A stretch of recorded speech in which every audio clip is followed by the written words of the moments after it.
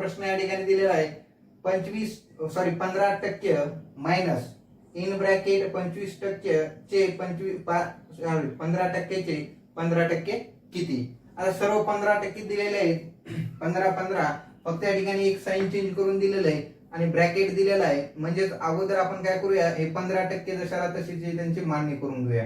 Okay, bracket दिलेला आहे म्हणून 15% गुणिले पुन्हा 15%. ओके, पर्याय दिलेले आहेत आपल्याला. तर या पद्धतीने अगोदर आपण ब्रॅकेट सॉल्व्ह करून घेऊया, म्हणजेच आपल्याला सबट्रॅक्शन करायला मग नंतर सोपी जाईल. आता दोन्ही संख्या सारख्याच आहेत आणि मल्टिप्लिकेशन मध्ये त्या संख्येला या ठिकाणी कॅल्क्युलेशन होत नाही, डायरेक्टली भाग जात नाही. परंतु या ठिकाणी आपल्याला एक समस्या जर तुम्हाला येत असेल समोर की आता भाग दिल्याच्या नंतर पण पुन्हा लहानाला संख्या होतील, दोन्ही लहान होतील. परंतु या ठिकाणी लक्षात ठेवा, हे 15 आहेत आणि हे पण 15 आहेत, हे 100 आहेत आणि हे 100 आहेत. त्या संख्येला त्याच संख्येने गुणणे म्हणजे त्या संख्येचा वर्ग असतो. मग आपण डायरेक्टली या ठिकाणी 15चा वर्ग घेऊ शकतो आणि 100चा वर्ग घेऊ शकतो. 15चा वर्ग किती येईल मित्रांनो, 225 आणि 100चा वर्ग किती येईल, 1000. ओके, सॉरी 10,000, 2 शून्य येतील.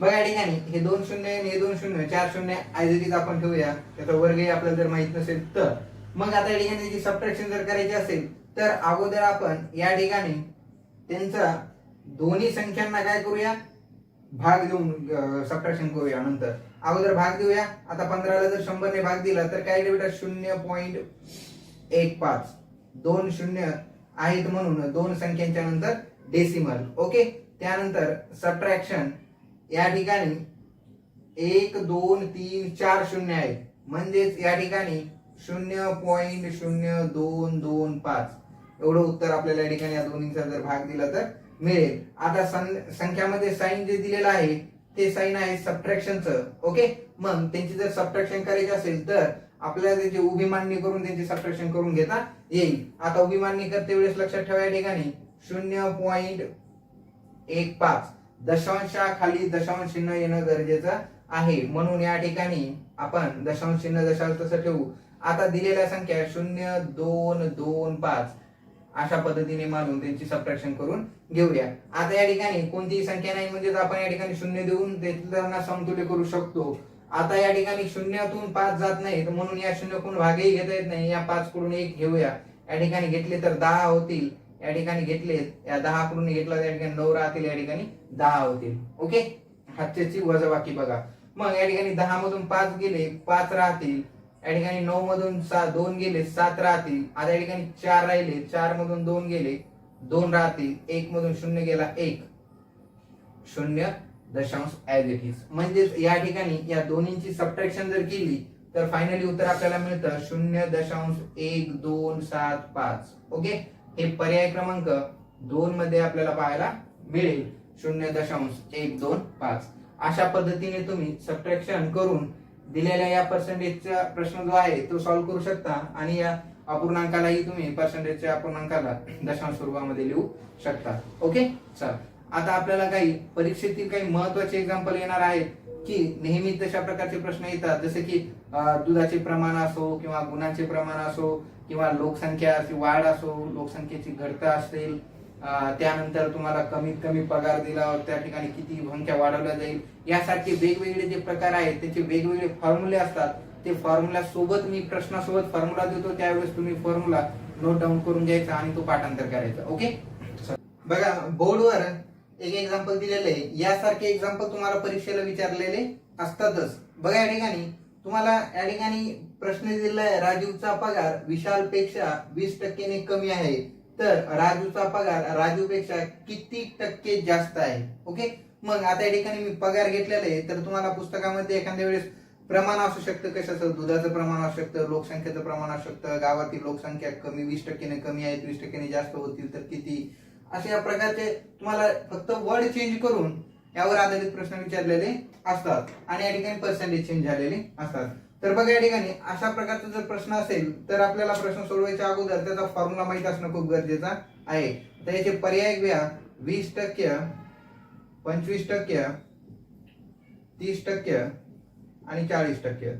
ओके, आता राजूचा पगार विशालपेक्षा 20% कमी आहे. आता या ठिकाणी ज्यावेळेस आपल्याला कमी आहे दिलेला आहे आणि राजूचा पगार राजूपेक्षा कितीने जास्त आहे, ज्यावेळेस प्रश्नामध्ये कितीने जास्त आहे असा प्रश्न जर तुम्हाला उल्लेख केलेला असेल जास्त या संख्येचा, त्यावेळेस जास्त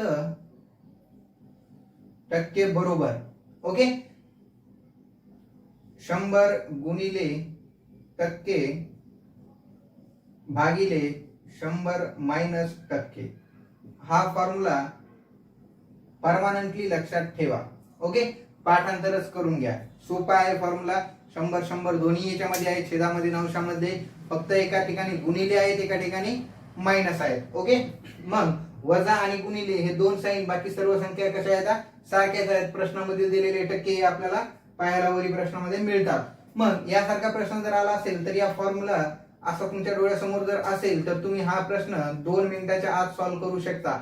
राजूचा पगार विशालपेक्षा किती आहे, 20% कमी आहे. मग या ठिकाणी सूत्रामध्ये आपण टक्केच्या ठिकाणी टक्के ठेवूया, म्हणजे त्या ठिकाणी x बरोबर किती जास्त आहे त्याबरोबर x काय धरू.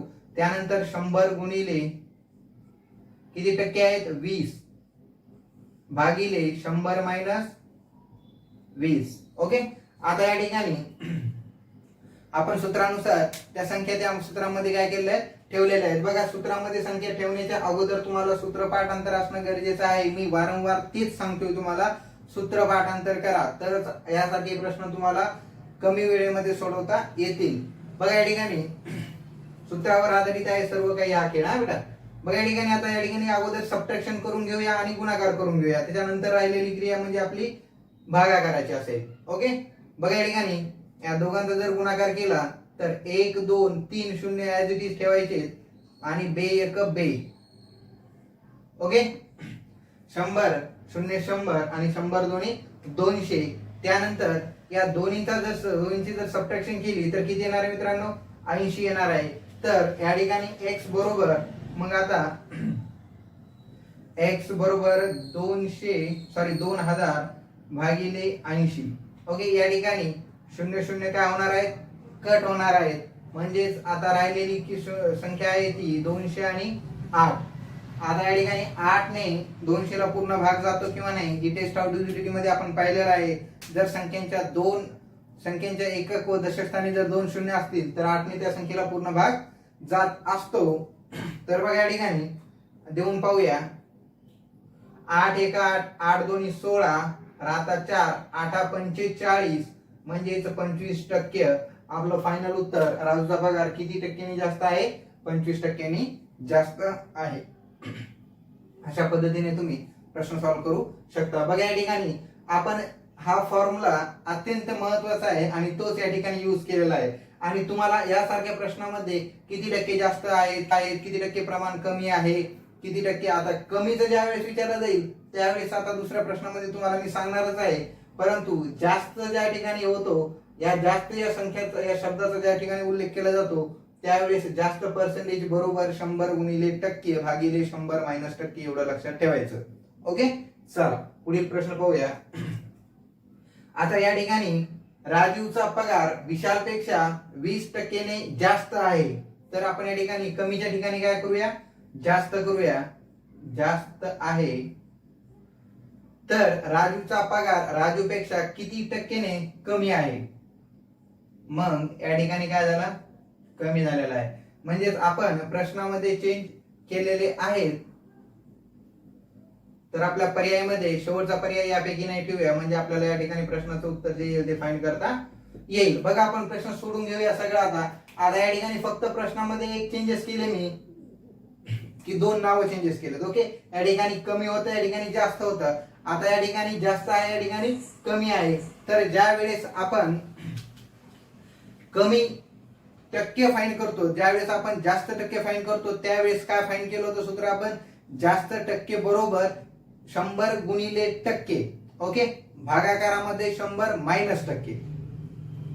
तर आपण या ठिकाणी आता मायनसच्या जागी फक्त काय करणार आहोत, प्लस करणार आहोत. बाकी फॉर्म्युला जसाचा तसाच आहे. बघा या ठिकाणी कमी टक्के बरोबर 100 गुणिले टक्के भागाकारात 100 अधिक टक्के. या ठिकाणी आपण पहिल्या फॉर्म्युलामध्ये काय केलं होतं, मायनस टक्के केलं होतं. ओके, आता या ठिकाणी अधिक टक्के येईल. म्हणजेच या ठिकाणी आपल्याला 20 ने जास्त आहे तर ती 20 संख्या जशाला तशीच ठेवूया आपल्या सूत्रामध्ये. बघा या ठिकाणी 100 गुणिले 20 भागिले 100 अधिक 20. मग या ठिकाणी दोघांचा गुणाकार 2000. ओके, आता या ठिकाणी मग सबट्रॅक्शन केली होती आपण, या ठिकाणी आता त्यांची बेरीज जर केली तर 120 येईल. मग या ठिकाणी 0 0 काय होतील, दोन्ही कट होऊन जातील. राहतील किती, 200/12. आता 200/12 तर या ठिकाणी 12 ने 200 ला पूर्ण भाग जातो का, नाही, परंतु 2 ने पूर्ण या दोन्ही संख्येला भाग जातो. तर 2 ने भाग देऊन पाहूया, 6. या ठिकाणी बे 1 बे 0 ऍज इट इज. आता 6 ने या ठिकाणी 100 ला भाग द्यायचा असेल तर कितने भाग देईल, पुन्हा 2 ने जातो. बघा या ठिकाणी 50/3. 3 ने पूर्ण 50 ला भाग जात नाहीत, म्हणून आता अपूर्णांकात येईल किंवा पूर्णांकयुक्त अपूर्णांकात येईल. तर आपण देऊया किंवा त्याला दशांश स्वरूपामध्ये आपल्याला घेऊन जाता येईल. बघा या ठिकाणी 3 1 3 राहतात किती, 2. आता 7 3 21 मोठे होतात 20 पेक्षा, म्हणून या ठिकाणी 2 राहिलेले तर 21 मोठे होतात. मग आपण sin 3 18 घेऊया. ओके, 3 6 18 राहिले 2, म्हणजेच आपण 16/2/3 अशाही पद्धतीने त्याचं उत्तर फायनल करू शकतो. किंवा आता दशांश देऊन पुन्हा 0 देऊन पुन्हा 16.6 पुन्हा दशांश देऊन पुन्हा 6 ची आवृत्ती कंप्लीट करू शकतो. अशा पद्धतीने तुम्हाला दोन्ही फॉर्म्युले या ठिकाणी मी एक्सप्लेन केलेले आहेत. दोन्ही फॉर्म्युले सारखेच आहेत, फक्त मायनस आणि प्लस आणि कमी आणि जास्त या दोन्हीचा फरक तुम्हाला व्यवस्थित समजला पाहिजे. जर तो फरक तुम्ही जर व्यवस्थित या ठिकाणी समजून घेतला तर त्यावर आधारित हे शेवटचे जे शब्द आहेत ते जर समजले तर तुम्ही यावर आधारित प्रश्न दिलेल्या सूत्रानुसार सॉल्व्ह करू शकता. ओके, चला तर याचा पुढील, तर बघा आता या ठिकाणी त्याच सूत्रावर आधारित एक एक्झाम्पल दिलेलं आहे, परंतु प्रश्न थोडासा चेंज करून विचारलेला आहे. ओके, जेणेकरून तुम्ही मी दिलेल्या मागच्या प्रश्नाच्या माहितीनुसार जर तुम्ही गेलात, जर यासारखा जर प्रश्न जर त्यांनी टाकला तर तुम्ही गोंधळून जाऊ नये. बघा, चहाचा भाव 25% ने वाढला. आता या ठिकाणी आपण ज्या वेळेस आपण मागील प्रश्न पाहिले त्यावेळेस जास्त आणि कमी हे शब्द होते. या ठिकाणी आता वाढला आहे, तर घरात चहाचा वापर किती टक्क्याने कमी करावा. ओके, म्हणजेच खर्चात वाढ होणार नाही. आता या ठिकाणी बघा बरं, ज्या वेळेस आपण या ठिकाणी जास्त घेतले होते तर जास्तच्या ठिकाणी काय आलेला आहे, वाढला हा शब्द टाकला त्यांनी. ओके, आता या ठिकाणी आपण कमी, त्या ठिकाणी कमीच आहे. ओके, तर मग या ठिकाणी आपल्याला वाढला म्हणजे ज्या ठिकाणी जास्त शब्द होता त्या ठिकाणी वाढला हा शब्द म्हणजे तो अधिकच आहे ना. ओके, वाढणे आणि जास्त होणे सारखाच समानार्थी शब्द या ठिकाणी आपण गणिताच्या प्रक्रियेमध्ये घेऊया. म्हणून या ठिकाणी जरी यासारखा जरी प्रश्न आलेला असेल तर तुम्हाला सूत्र कोणतं वापरायचं या ठिकाणी ते समजलं पाहिजे. आता या ठिकाणी ज्या वेळेस कमी विचारलेला आहे तर मी तुम्हाला मागच्या प्रश्नामध्ये सांगितलंय, ज्या वेळेस प्रश्नाच्या शेवटी कमी विचारला असेल त्यावेळेस आपल्याला टक्केवारी ज्यावेळेस घेऊ आपण 100 गुणिले टक्के मायनस, ज्यावेळेस कमी असेल त्यावेळेस अधिक, ज्यावेळेस प्रश्नाच्या शेवटी जास्त असेल त्यावेळेस मायनस. म्हणजेच या ठिकाणी सूत्राचा वापर होणार आहे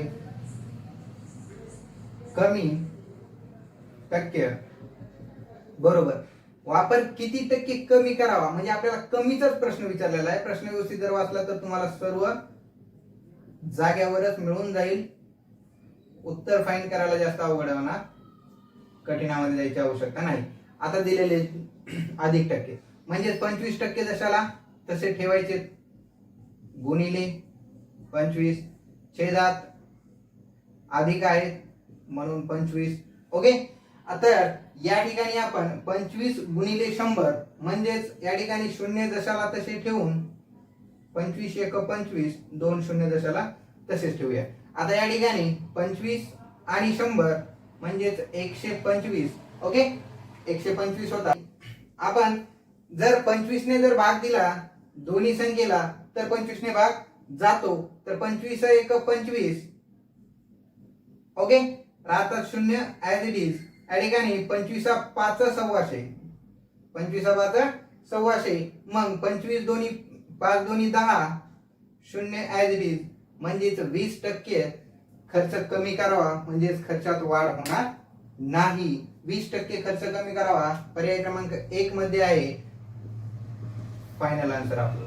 ओके, अशा पद्धतीचे प्रश्न तुम्ही आता यावर आधारित तुमच्या टेक्स्ट बुक मध्ये पण आहेत आणि दिलेल्या प्रश्नसंचामध्ये पण आहेत. ते प्रश्न व्यवस्थित या सूत्राचा वापर करून सोडवा. ओके, चला त्या ठिकाणी आता बोर्डवर एक एक्झाम्पल दिलेले तुम्हाला, ते एक्झाम्पल व्यवस्थित अभ्यासायचं. ओके, एक्झाम्पल वाचते वेळेस त्यातील ज्या काही संकल्पना आहेत त्या अगोदर सगळ्या क्लिअर करून घ्याव्या लागतील तुम्हाला. यानंतर पुन्हा यासारखे प्रश्न रिपीट तुम्हाला प्रॅक्टिस भरपूर करावा लागेल. त्यानंतरच तुम्हाला हा प्रश्न सोडवता येईल. बघा, एका गावाची लोकसंख्या 16,000 आहे, तर त्या गावाची लोकसंख्या दरवर्षी 5% वाढते. किती टक्क्याने? 5% वाढते. आणि असे वाढत गेल्यानंतर 3 वर्षांनंतर त्या गावाची लोकसंख्या किती होईल? आता लोकसंख्या 5% वाढते म्हणजेच दरवर्षी 5%, असे 3 वर्षची लोकसंख्या आपल्याला फाइंड करायची. ओके, मग तुम्ही काय म्हणताल, सर आपण 16,000वर 5% काढूया. ओके, चालेल, काढा. परंतु एक वर्ष 16,000वर काढता येतील, दुसऱ्या वर्ष पुन्हा 16,000वर 5% काढून ऍड करू शकत नाही तुम्ही. ओके, त्यासाठी आपल्याला काय करावं लागेल, अगोदर 16,000वर 5% काढलेली जेवढी 5% येतील ती 16,000मध्ये ऍड करावं लागेल. ऍड करून 16,000 प्लस ती 5%, त्याच्यावर पुन्हा 5% काढावं लागतील. ओके, त्याच्यानंतर पुन्हा ती 10% ऍड झाल्याच्या नंतर तिसऱ्या वेळेस पुन्हा ते सर्व संख्यावर, म्हणजे तुम्हाला काय होईल, या ठिकाणी गोंधळात पडतात तुम्ही. पण तशाही पद्धतीने तुम्ही सॉल्व्ह करू शकता. किंवा तुम्हाला जर आपल्या स्पर्धा परीक्षेनुसार जर सॉल्व्ह करायचं त्याचा एक फॉर्म्युला आहे, तर इझी आहे फॉर्म्युला. फक्त जर तुम्हाला पाठांतर झाला तर तुम्हाला पहिल्या स्टेप नुसार करायची आवश्यकता पडणार नाही. तर तो फॉर्म्युला असा आहे, P in bracket 1 plus R divided by 100 N. Okay, मग या पद्धतीने जर तुम्ही या फॉर्म्युलाचा जर उपयोग केला तर तुम्ही डायरेक्टली ते रिपीट न करता तुम्ही डायरेक्टली सॉल्व्ह करू शकता. तर मग या ठिकाणी जर आता या P, R आणि N ह्या संकल्पना जर तुम्हाला जर क्लिअर असतील तरच तुम्ही तो प्रश्न सॉल्व्ह करू शकता. लक्षात ठेवा, या संकल्पना अगोदर तुम्ही काय करा, क्लिअर करून घ्या. P म्हणजे लोकसंख्या, गावाची लोकसंख्या दिलेल्या प्रश्नामध्ये. R म्हणजे त्याचा रेट, जो काय वाढत आहे तो. ओके, दर. आणि N म्हणजे नंबर ऑफ टाइम, किती वर्षाने. ओके, इयर, वर्ष. मग या पद्धतीनुसार जर या संकल्पना तुमच्या क्लिअर असतील प्रश्नामध्ये तर तुम्ही सूत्रामध्ये दिलेल्या संख्या मांडू शकता, तरच तुम्ही तो प्रश्न सॉल्व्ह करू शकता. म्हणजेच या ठिकाणी आपल्याला आता P च्या जागी काय घ्यावं लागतील बेटा, 16,000. चला घ्या 16,000. त्यानंतर इन ब्रॅकेट 1 प्लस रेट किती आहे 5%, N किती दिलेला आहे 3. आता या ठिकाणी हे P 5% म्हणजे 5/100, 30 दिलेली संख्या. ओके, मग या ठिकाणी रेट नेहमी प्रश्नामध्ये चेंज होऊ शकतो, परंतु 100 चेंज होतात का नाही, म्हणून ते परमनंट तुम्हाला फॉर्म्युल्यामध्ये मिळाले. ओके, चला, तर फॉर्म्युला कसा तयार होतो ते लक्षात ठेवा. आता दिलेल्या सूत्रानुसार आपण संख्या मांडलेल्या आहेत. ओके, संख्या जर पूर्ण जर लिहिलेल्या असतील तर जशाला तसे 16,000. या गोष्टीला, या ब्रॅकेटला जर आपण व्यवस्थित प्रकारे सोडवलं तर आपलं उत्तर बरोबर येण्याची 100% गॅरंटी आहे. जर हा ब्रॅकेट जर तुम्ही व्यवस्थित जर सोडवला गेला नाही तर तुमचं उत्तर 100% चुकण्याची सुद्धा शक्यता असते. तर या ठिकाणी प्लसचं साइन आहे म्हणून तुम्ही डायरेक्टली या अपूर्णांकाला संक्षिप्त रूपामध्ये घेऊन जाऊ शकता. जसं की या ठिकाणी 1 प्लस 5 1 5, 5 2 10 आणि 0 म्हणजे 1 20, 1/20 चा घात 3. ओके, अशा पद्धतीने हे करू शकता. आता या ठिकाणी तुम्ही बरोबर हे 16,000 जशाला तसे पुढे 21 20 21 प्लस 1 21 याला कशा पद्धतीने घेऊन जाऊ, 21/20 चा 3 घात. ओके, अशा पद्धतीने त्याला घेऊ शकता. या ठिकाणी 3 आहेत म्हणून मी त्या ठिकाणी घन सुद्धा म्हणू शकतो. 2 असल्यावर त्या ब्रॅकेटचा या कंसाचा वर्ग सुद्धा म्हणू शकतो. परंतु 4 5 6 7 जर असतील तर त्यावेळेस त्याचा घात असं म्हटलं जातं. ओके, कंसाचा 14 घात 5 घात 6 घात लक्षात ठेवा. त्याचं वाचन. मग आता या ठिकाणी 16,000 गुणिले ब्रॅकेट आणि यामध्ये कोणताही साइन नाही, म्हणजे त्या ठिकाणी साइन कोणता असतं मित्रांनो, गुणाकाराचं. 21/20 गुणिले 21/20 गुणिले 21/20 अशा पद्धतीची ही मांडणी आपण या ठिकाणी 3 आहेत म्हणून करू शकतो. किती वेळा आहेत ते? 3 वेळा आहेत. ब्रॅकेटचा पूर्ण घात म्हणजे दिलेल्या पूर्ण संख्या ब्रॅकेट मध्ये जेवढ्या असतील तेवढ्या गुणाकारात 3 वेळा घ्यायच्या आपल्याला. किती वेळा? 3 वेळा. चौथा घात असेल तर 4 वेळा घेतले असतात. जेवढा घात असेल तेवढ्या वेळा गुणाकारामध्ये त्या संख्या घ्यायच्या. आणि संख्या गुणाकारामध्ये आल्याच्या नंतर बघा किती सोपं आहे. आता या ठिकाणी 1 शून्य कटले, 1 शून्य कटले, दुसरा शून्य कटला, दुसरा शून्य कटला, तिसरा शून्य कटला, तिसरा शून्य कटला. आता राहिले खाली फक्त 2 2 2 वर 21 21 आणि या ठिकाणी 16. मग या ठिकाणी पुन्हा एकदा बे 1 बे, बे 8 8 2 16. ओके.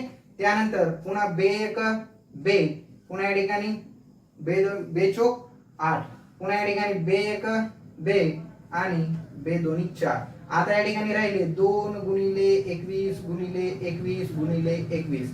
ओके. तर 21 चा जर तुम्हाला घन माहित असेल तर तुम्ही 21 गुणिले 2 ही करू शकता किंवा त्याचा गुणाकार करूनही सॉल्व्ह करू शकता. आता 21 चा घन आपल्याला डायरेक्टली बऱ्याचशा विद्यार्थ्यांना घन 21 पर्यंत पाठांतर असणं शक्य नाही, म्हणून त्याचा वर्ग तर सर्वांना पाठ असायलाच पाहिजे.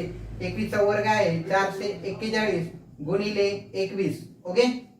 गुणिले 21 किती येतील? मग आता या ठिकाणी 1 ने पूर्ण संख्येला भाग दिला तर तीच संख्या येते. 2 ने दिला तर बे 2 बे 1 बे, बे चोक आता 8 2 बे चोक 8 आणि पुन्हा बे चोक 8. ओके. 1 6 8 आणि 4 12. चला 1 या ठिकाणी किती येतील? 9 2 6 1 म्हणजे 21 चा वर्ग 9261 येतो. आता राहिली संख्या ही 2 म्हणजे त्या ठिकाणी पुन्हा 2 ने सुद्धा त्या संख्येला काय करूया? गुणून घेऊया. या ठिकाणी तुम्हाला गुणून देतो मी. 2 9 6 1 गुणिले 2 बरोबर बे 1 बे, या ठिकाणी 6 2 12. चला 1 बे 2 4 आणि 1 5 आणि 9 2 18 म्हणजेच 18,522 एवढी संख्या 3 वर्षानंतर वाढलेली असेल. 18,522. ओके. म्हणजेच पर्याय क्रमांक 3 आपला बरोबर आहे. 18,522. या ठिकाणी तुम्ही अशा पद्धतीने गावाची लोकसंख्या या सूत्रानुसार सॉल्व्ह करू शकता. लक्षात ठेवा, पुन्हा एकदा सांगतो, पी म्हणजेच गावाची लोकसंख्या, आर म्हणजे दिलेला रेट, एन म्हणजेच एकूण कालावधीने किती वाढतील. या जर 3 कन्सेप्ट क्लिअर असतील तर तुम्ही या फॉर्म्युलाचा उपयोग करू शकता. त्यानंतर या ठिकाणी प्लस असेल म्हणून काही गोंधळात पडायची आवश्यकता नाही. दिलेली संख्या छेदामध्येच ठेवायची, वरच्या संख्यांची बेरीज करून घ्यायची, अंकाचा गुणाकार करून वरच्या संख्या त्यामध्ये ऍड करून ठेवायची. ओके. जेवढा घातांक असेल त्या तेवढ्या वेळेस गुणाकारामध्ये संख्या घ्यायच्या किंवा कॅन्सलेशन होत असेल तर त्या जागेवर त्या ठिकाणी काटाकाटी अगोदर करून घेऊ शकता. मग यानंतर पुन्हा जर या ठिकाणी आता गावाची लोकसंख्या किती असेल, वाढ झालेली आहे, जर या ठिकाणी घट झालेली असेल तर तुम्ही या ठिकाणी प्लसच्या ऐवजी काय करू शकता? मायनस करू शकता. फक्त तेवढंच चेंज करायचंय. लक्षात ठेवा, जर तुम्ही प्रश्नामध्ये या ठिकाणी 5% ने जर वाढच्या ऐवजी घट झालेली असेल, घट म्हणजेच काय रे बेटा? कमी होणे. ओके. कमी जर झालेली असेल त्यावेळेस दिलेल्या सूत्रामध्ये फक्त एक बदल करू शकता. पी जशाला तसं घ्या. इन ब्रॅकेट 1 प्लसच्या जागी मायनस करा, रेट भागिले 100 चा एन. ओके. फक्त प्लस व मायनसचा या ठिकाणी तुम्हाला फरक समजून आला असेल तर तुम्ही त्यावर आधारित एक प्रश्न सॉल्व्ह करू शकता. त्यानंतर एक सर्वात महत्वाचा प्रश्न जे की त्यावर आधारित सर्वात जास्त तुम्हाला प्रश्न या ठिकाणी विचारलेले आहेत एक्झामला, की जर एका व्यक्तीची पगार अगोदर 10% ने वाढवली, त्यानंतर पुन्हा 10% ने वाढवली. ओके. एका व्यक्तीची पगार 10% ने वाढवली व कालांतराने काही दिवसांनी पुन्हा 10% जर पगार वाढवली तर पहिल्या मूळ पगारीपेक्षा आता किती टक्क्याने त्या पगारीमध्ये वाढ झालेली असेल. असा जर प्रश्न विचारला असेल तुम्ही तो प्रश्न ओरली सोडू शकता. बघा, मूळ पगार आपल्याला माहिती नसते म्हणून आपण त्या ठिकाणी 100 ग्राह्य धरायची. किती? 100. आणि 100वर किती टक्क्याने वाढवलेली आहे? सुरुवातीला 10% ने वाढवलेली आहे व नंतर पुन्हा 10% नेच वाढवलेली आहे. म्हणजेच या ठिकाणी 100वर 10% ने वाढवली तर मग किती होईल?